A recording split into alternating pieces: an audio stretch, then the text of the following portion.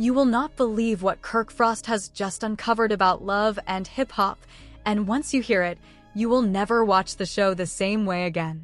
For years, we have been hooked on the heartbreaks, betrayals, and jaw-dropping plot twists that made every episode must-see TV. But what if all that chaos, all that emotion, was never entirely real? According to Kirk, the truth behind the cameras is far more staged than any of us imagined.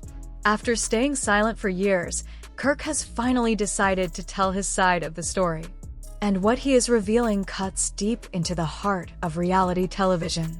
He claims that much of the drama we believed was spontaneous, the screaming matches, the tearful confessions, the sudden fights, was actually rehearsed, planned, and sometimes completely fabricated. Behind those emotional scenes, Kirk says there were scripts, producer-led coaching, and carefully timed setups designed to boost ratings and keep viewers addicted. Why speak out now, after all this time? That is what fans have been asking. But Kirk says it is not about revenge or regrets, it is about truth. He is peeling back the layers of illusion that turned his life and reputation into a public spectacle. What he has revealed is not just a scandal, it is a reality check. A reminder that what we see on screen is often a performance, not a reflection of real life. And it did not begin with a dramatic press conference. No, Kirk started with subtle moves, a few cryptic tweets, mysterious Instagram stories, captions that made people raise their eyebrows. Fans were still recovering from the latest season's drama when the whispers began. What was Kirk hinting at? Was it another cheating scandal? A falling out with Rasheeda? A secret child? The rumors exploded overnight, but nobody expected this. The real shock was not about Kirk's personal life. It was his decision to expose the very foundation of the show itself. Word started to spread that Kirk had been quietly questioning everything behind the scenes, digging into old production notes, watching raw footage, and connecting the dots. Sources close to him say he could no longer ignore what he had uncovered. He was not just another cast member anymore. He was the whistleblower. And what he is bringing into the light might just redefine everything we thought we knew about love and hip-hop and reality TV as a whole. Kirk Frost has opened a door many never imagined even existed, and once he looked inside, what he discovered turned his entire view of love and hip-hop upside down. Quietly and methodically, Kirk began digging through old contracts, rewatching archived footage, and reconnecting with former castmates who had long left the spotlight behind. What he unearthed did not just rattle him, it shook his very sense of reality. He had always assumed that what unfolded on screen was simply heightened real life, a little editing magic here and there, maybe a nudge from producers, but still rooted in truth. But according to Kirk, what he found told a much different story. The emotional confrontations, the shocking betrayals, the moments that had fans gasping and tweeting in real time, he now believes they were carefully written, cast, and executed like scenes in a scripted drama. In his eyes, love and hip-hop was never about capturing raw truth. It was about selling a story, any story, that would boost ratings. At first, Kirk kept these discoveries to himself. Guilt weighed heavily on him. He had played his part for years, cashed the checks, and allowed the cameras to shape whatever version of his life they wanted the audience to see. But as more pieces of the puzzle came together, his perspective shifted. He no longer saw himself as complicit. He saw himself as a pawn in a larger system, a character in someone else's narrative. And he was not alone. According to Kirk, producers manipulated more than just the footage. They handed cast members lines, fueled off-camera conflicts, and even engineered full-blown scandals to keep the drama flowing. He recalled one particular moment during a reunion episode where a castmate broke down on camera. At the time, it seemed painfully real. But now he claims it was just another moment molded by the showrunners, rehearsed, tweaked, and reshot until it hit the right emotional note. Perhaps most chilling to Kirk was the realization that this manipulation went far beyond entertainment. The showrunners, he says, wielded the power to build or break reputations with a single edit. A cast member could go from fan favorite to public enemy depending on what storyline they were slotted into. It was a game of control over image, legacy, and even identity. That revelation fueled Kirk's decision to go public, but he wanted to do it carefully, not recklessly. This was not going to be a messy Instagram rant. He began collecting everything he could: leaked emails, raw footage, messages from ex-cast members, even secret recordings from the set. This was bigger than just clearing his own name. It was about exposing what he saw as an industry built on exploitation. Then came his first move, a cryptic video on social media.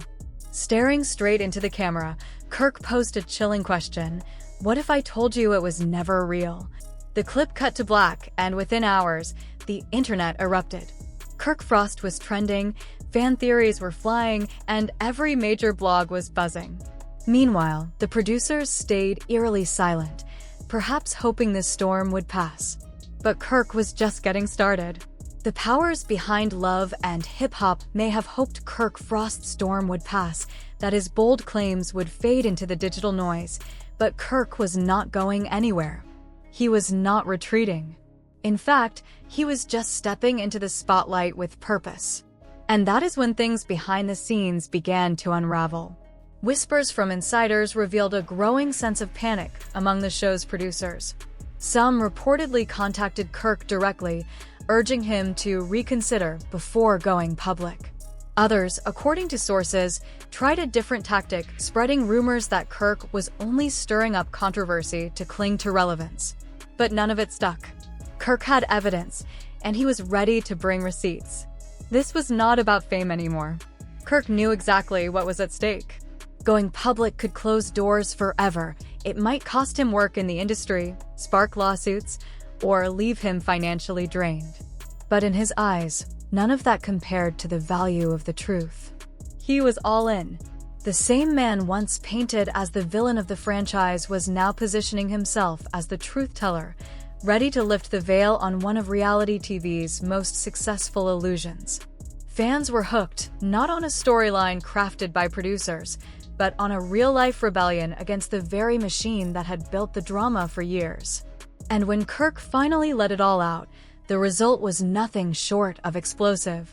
At first, his posts were cryptic hints, quotes, fragments. But then came the real proof: audio clips, screenshots, emails, and documents that painted a very different picture of what had been shown on TV.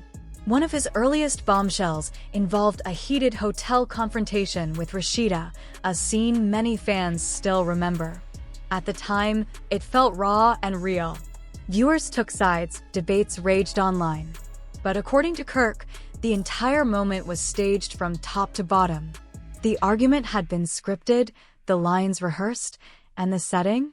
Not even a real hotel suite, just a makeshift set. That was only the beginning. Kirk claimed that many on-screen friendships and rivalries were complete fabrications. Cast members who had never even met were paired together and instructed to pretend they shared years of baggage, betrayals, breakups, secrets. The goal was always the same: spark chaos, draw attention, and fuel the drama engine. Even financial conflicts were apparently manufactured. Allegations of hidden bank accounts, unpaid child support, and financial deceit? According to Kirk, those too were orchestrated. He claimed that fake documents were flashed on screen, edited to appear more scandalous than reality. Confrontations over money? Often prompted by producers moments before filming, complete with talking points. The internet responded like wildfire. Hashtags trended. Hashtag Kirk Frost exposed. Hashtag Love and Hip Hop Unmasked.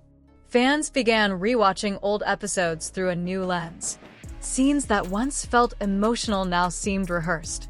Memes spread across timelines, and Kirk, willingly or not, became the center of a media storm. The public was split. Some applauded his bravery, calling him a whistleblower.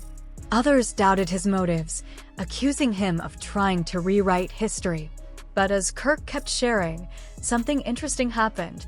Other former cast members started speaking up. Bloggers tracked them down, and a few confirmed Kirk's claims. One anonymous ex-castmate confessed, They told me to pretend we were dating, even though we barely knew each other. I thought it was harmless, but it spiraled. When the season aired, people thought we were in love. It was all fake. What began as Kirk's personal reckoning was quickly becoming something bigger, a full-on re-examination of the reality TV world, and the question on everyone's mind was, what else was fake? What began as Kirk Frost airing his personal frustrations quickly evolved into a much larger reckoning, a deep dive into the shadowy mechanics of reality television. As his revelations gathered steam, more voices began to chime in, lifting the curtain on how love and hip-hop was actually made. What emerged was a troubling portrait of manipulation, pressure, and behind-the-scenes orchestration. Former crew members, once silent, started speaking out. Editors and camera operators revealed how they were instructed to shape reality into fiction, tweaking, cutting, and stitching footage together until it told the story producers wanted, not the one that actually happened. One editor recalled being given raw footage and bluntly told, "Make it look like she cheated." Truth was secondary. The priority was always drama. Kirk also shed light on how producers allegedly preyed on the cast's vulnerabilities. People facing financial hardship or emotional turmoil were, according to him, often targeted precisely because they were more likely to go along with outrageous demands. Kirk admitted that in the early days, he was just happy to have a platform and a paycheck. But with time, he realized the cost of playing the game was higher than he had ever imagined. "They do not want your real self," Kirk explained. "They want a version of you that fits the character they created, someone they can mold, someone they can control." And that control, he claimed, did not end when the cameras stopped rolling. Cast members' social media accounts, he revealed, were often monitored, sometimes even managed, by production. If a post contradicted the narrative being shown on screen, cast members were pressured to delete it. Kirk even alleged that some online leaks were deliberately planted by the show's PR team to stir up hype and keep the illusion of spontaneity alive. As these claims surfaced, the conversation spread well beyond Kirk himself. Entertainment blogs and celebrity gossip sites were soon joined by mainstream media outlets, all digging into Kirk's evidence and questioning the ethics of reality TV as a whole. While the love and hip-hop producers kept silent, the network issued a carefully worded response, claiming confidence in the integrity of their content. But audiences were not buying it. Trust was crumbling. Kirk's exposé opened the floodgates. Viewers began to look at their favorite shows with new eyes. Were other on-screen feuds also staged? Were all those passionate confessions, heartbreaks, and explosive fights just well-edited fiction? For many, the lines between truth and entertainment had never felt blurrier. Still, Kirk pressed forward. He said he had expected retaliation, and it came fast. Appearances he had lined up on other shows were suddenly canceled. Friends in the industry stopped picking up the phone. Whispers of lawsuits grew louder. And yet, Kirk remained undeterred. "I knew I would be blacklisted," he admitted in one of his videos. "I knew there would be consequences. But I am done living a lie. I would rather face the fallout than stay silent." And the fallout was real. His professional ties were fraying, but his audience was growing. Each post gained traction, each video reached more people, and a new wave of fans rallied behind him. "You are the only one brave enough to speak out," one supporter tweeted. "Do not let them silence you."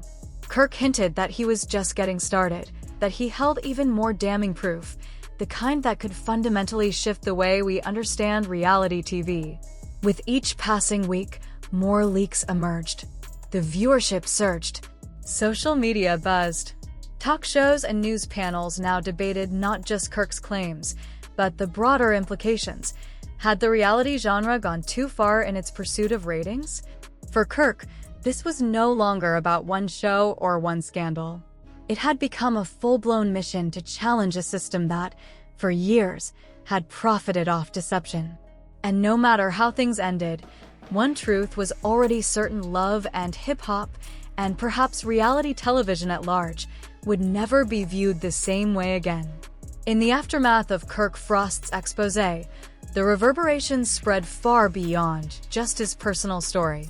Shows that once lined up his future appearances were suddenly put on hold, and long-standing friends within the entertainment industry began distancing themselves. It was clear Kirk had become persona non grata in the reality TV world, and this, in itself, became yet another scandal. But despite the mounting pressure, Kirk stood firm. He refused to back down. Video exploded in popularity, sparking widespread calls for greater transparency in reality TV.